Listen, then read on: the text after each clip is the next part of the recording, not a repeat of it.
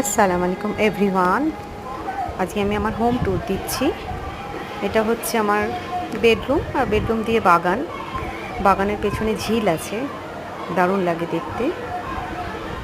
তারপর এই যে গাছপালা আছে, বেশ ভালো লাগে।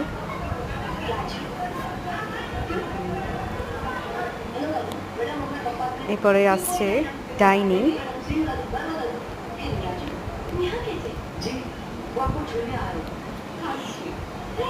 এটা হচ্ছে আমাদের ফার্স্ট বেডরুম, এটা ডাইনিং রুম।